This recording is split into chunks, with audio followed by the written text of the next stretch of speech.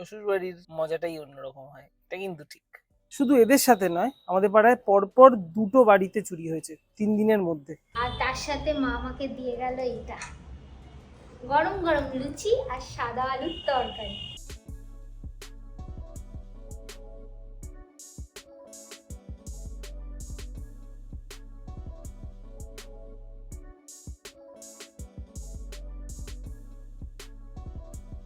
Good morning everyone, welcome back to our channel. আজ হচ্ছে মঙ্গলবার, আর মঙ্গলবার জ্যৈষ্ঠ মাসের মঙ্গলবার। আমাদের মানে আমার এই বাড়িতে একটা নিয়ম আছে জয় মঙ্গলবার করার, তো সেই জন্য আজকে আমি এই বাড়িতেই থাকবো।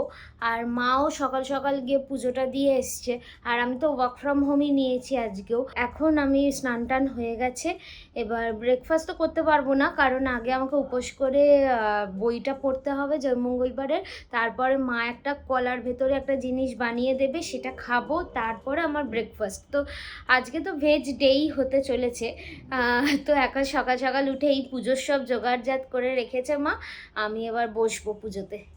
কয়েকটি মঙ্গলবার করিবে, প্রত্যেকটি করিবে ব্রত কথা। কৈলাসে পার্বতী একদিন পদ্মকে বললেন, পদ্ম, মর্তলোকে আমি নরলোকে গিয়া বৃদ্ধা বামুনির বেশে পূজা প্রচার করব।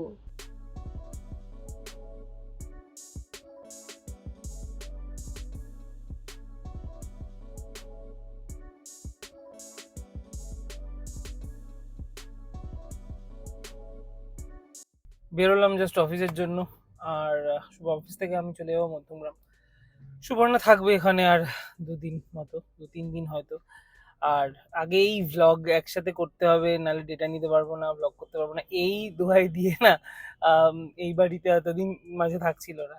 তারপর ওই আইক্লাউডে ডেটাটা নেওয়া যাবে, এই কেসটা হওয়ার পরই ব্যাস আমি নিজেই নিজের পায়ে কুড়ুলটা মেরেছি। তো থাকবে আরো কয়েকদিন, প্রায় 1 সপ্তাহ হয়ে গেল ওই বাড়িতে। এনিওয়েজ, আর বৃহস্পতিবার দিন আমাদের একটা জিনিস কিনতে যাওয়ার আছে, ওটা কিনে হয়তো বাড়ি ফিরবো। আদারওয়াইজ শুক্রবার থাকবে কিনা বা এই উইকেন্ডটাও টেনে দেবে কিনা আমি জানি না। তবে আপাতত আমি অফিস যাচ্ছি, আর আজকে তো ওদের ভেজ। আমি বলেছিলাম যে সকাল সকাল অফিস চলে যাবো, ব্রেকফাস্ট করে আমার জন্য খাবার দাবার ঝামেলা রেখো না। দিদি কিছুতেই মানে আর কি আমি না খেয়ে যাব, মানে ওটা রেজিস্টারই করতে পারে না। আর এই ভেজের দিন আবার আমার জন্য পার্শে মাছ করেছে আলাদা করে। মানে মানে ভালোবাসা তো অবশ্যই, কিন্তু এগুলো ও মানে জোর করে নিজেদের উপরই চাপ আনা, আর কিছুই না। আমার কি, আমার তো খেতে ভালোই লাগে। তাও এই ওদের ভেজের দিন ওরা ওই গদ খাচ্ছে না কি খাচ্ছে চিড়ে টিড়ে, আমার জন্য 3 রকম পদ। এনিওয়েজ, শ্বশুর বাড়ির মজাটাই অন্যরকম হয়, এটা কিন্তু ঠিক।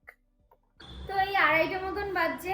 আজকে তো লাঞ্চ খুবই স্পেশাল, স্পেশাল ঠিক না, মানে ওই নর্মাল দিয়ে চিড়ে দই এই যে মা সব রেডি করে রেখেছে। এখানে কী কী দিয়েছে দেখাচ্ছি।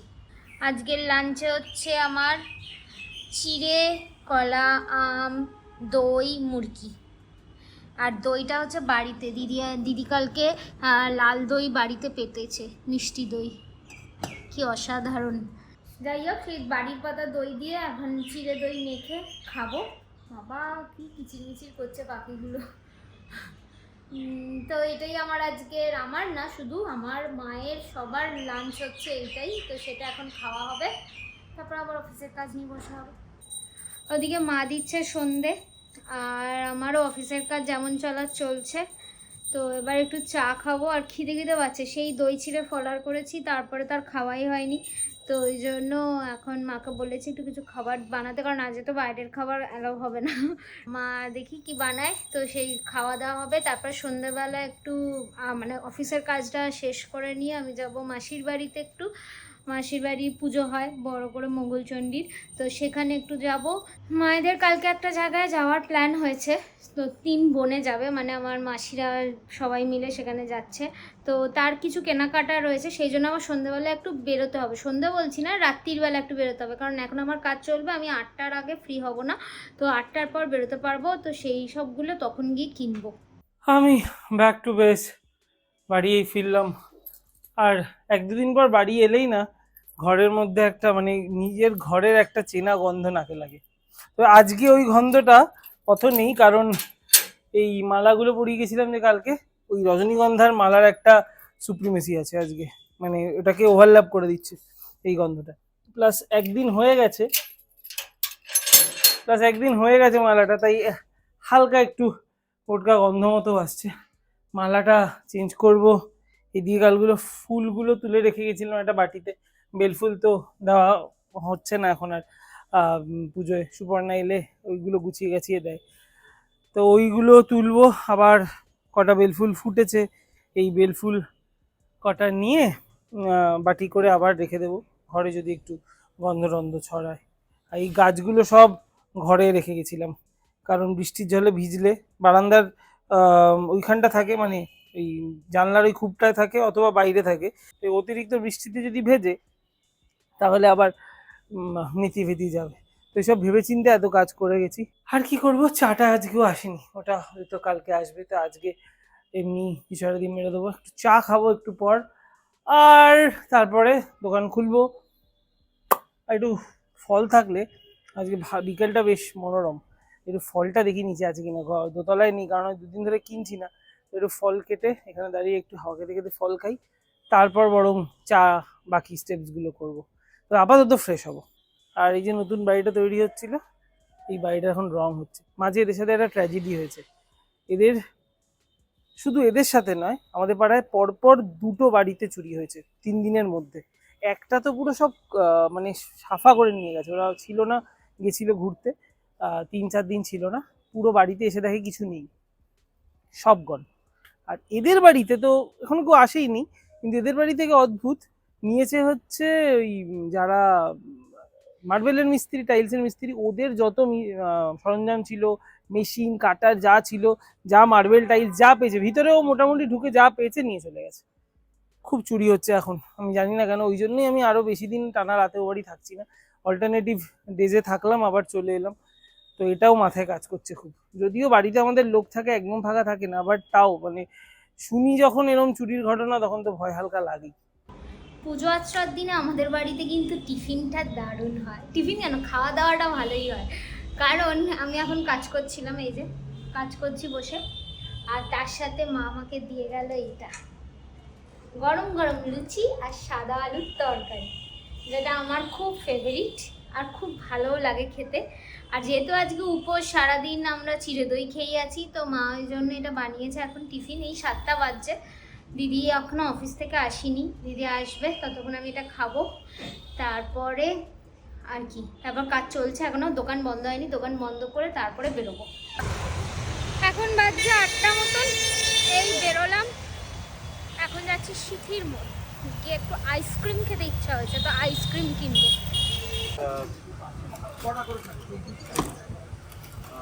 আর এই আমার সব কেনাকাটা ডান, এই যে আইসক্রিম নিয়ে নিয়েছি।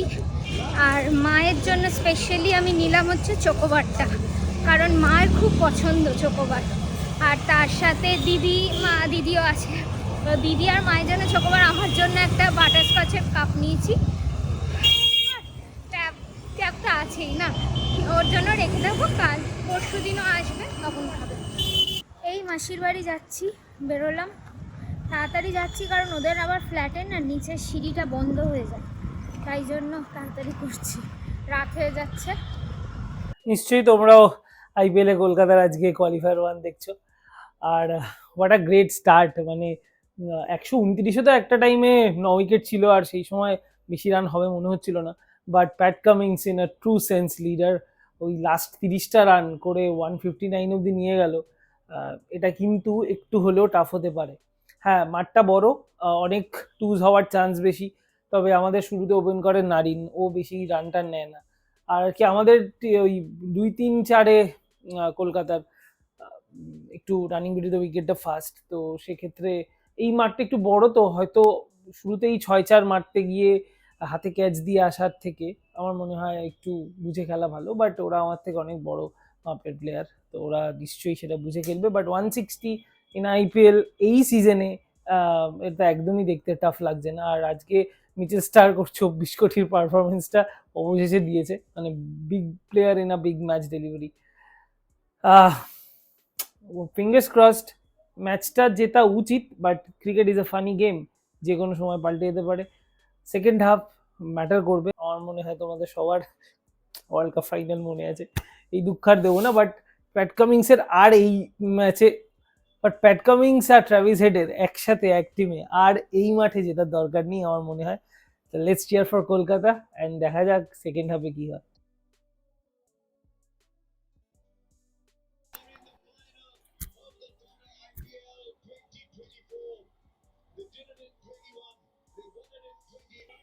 And Kolkata is into finals. 2021-এর পর আবার 2024-এ কলকাতা ফাইনাল খেলবে। আর শুধু চাই কালকে ব্যাঙ্গালোর জিতুক এবং ব্যাঙ্গালোর পরের দিন হায়দ্রাবাদকে হারাক, তাহলে ফাইনালে it will be RCB versus Kolkata. বাস, তাহলে আর কেউ যেই হারুক আর আমার কোনো দুঃখ নেই। শুধু আমি এটাই চাই এইটুকু হোক, একটু ফাইনালটা কলকাতা ভার্সেস আরসিবি হোক, তাহলে আর কারো হারে কোনো দুঃখ থাকবে না, যেই জিতবে তাতেই আনন্দ। Not because I am RCB fan, because of Virat Kohli. আর অফকোর্স কলকাতা জিতবে তো আনন্দ হবেই। মাসির বাড়ির থেকেই ফিরছি, অনেকটা রাত হয়ে গেছে, 11টা বেজে গেছে। তো এখানেই ব্লগটা শেষ করছি আজকে। যদি কিছু ভালো লেগে থাকে please do like, share and subscribe. দেখা হচ্ছে পরের ব্লগে। টাটা।